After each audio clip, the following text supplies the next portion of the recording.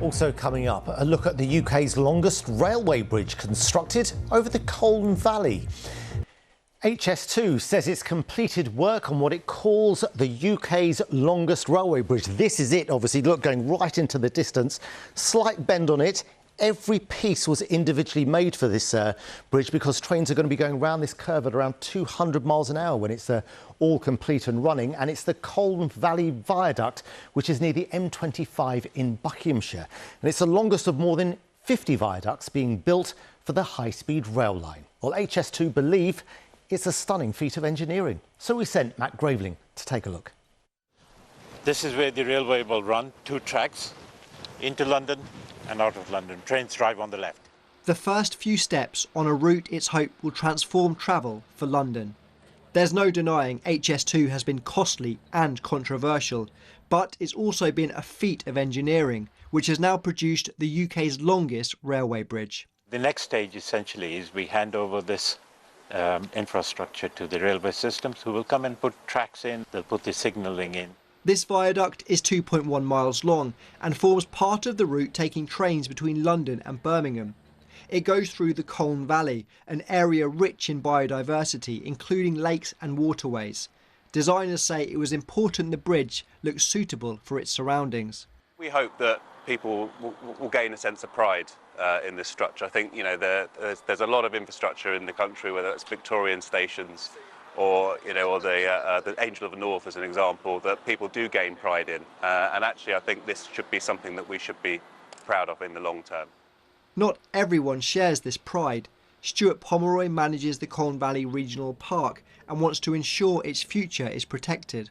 The impact on wildlife has been enormous. The impact on closure of footpaths and people's access to the countryside has been huge. What we've got to do is make sure that the restoration plans are followed through and delivered really, really well to make sure that this landscape can continue to thrive for the benefit of people and wildlife.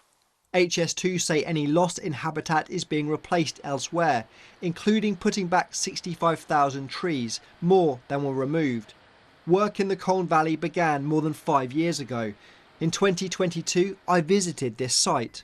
This big bridge building machine, which they call Dominique, will spend the next 2.5 years lifting 1,000 segments of reinforced concrete up into the air. Fast forward to today, and the civil engineering work is now complete. I'm now inside of the bridge, which is a 2.1 mile stretch, and you can see steel cables for tension and also pipes for drainage.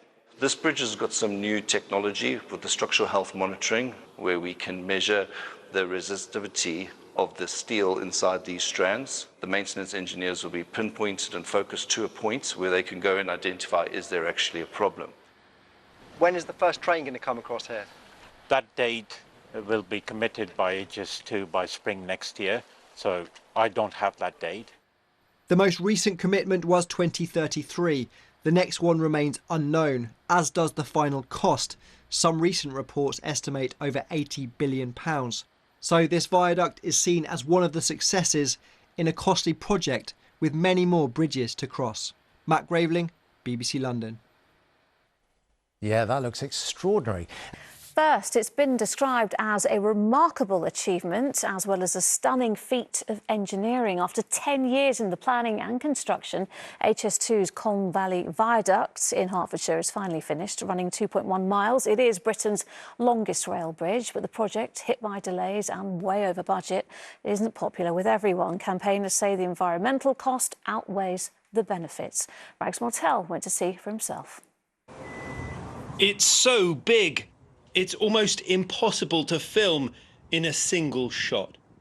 But this is now the longest rail bridge in the UK. And ITV News has been invited to take a first look at this engineering feat of the controversial HS2 project. It's just mad to think that this goes on for another 2 miles down there.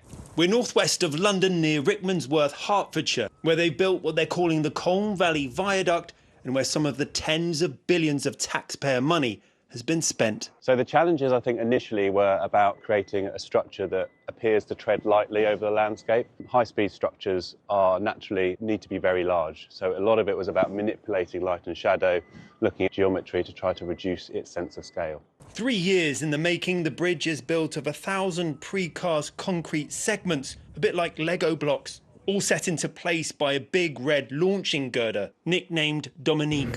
Whoa! There's also an inside to the viaduct, and big steel cables keep it all together. This steel keeps all the Lego pieces together? Yes, this keeps all of the big concrete Lego bits together of our bridge. While this is being celebrated as a huge engineering feat, the truth about HS2 is that it is billions over budget, years behind schedule, and many people say that there won't be a train coming through here for at least another decade. This project has also faced protests from environmental campaigners. Is this a day to celebrate HS2? Not at all. It's been extremely destructive. It's the water, it's the money. They're still spending 100 million every 4.5 days. This is public money. I don't think we've done anything damaging to the environment. I think over the course of the construction period, we've actually enhanced it. This is all about high-speed trains. When will we see a high-speed train coming down the viaduct? That is being worked on at the moment, and you will know that HS2 is going. So you don't know? I can't say when, because we're going through a process. People are saying at least a decade. How disappointing is that? HS2 and the government will make the commitments by spring next year. This might be a record-breaking bridge, but it's built on a railway that's going nowhere fast. Rex Martel, ITV News.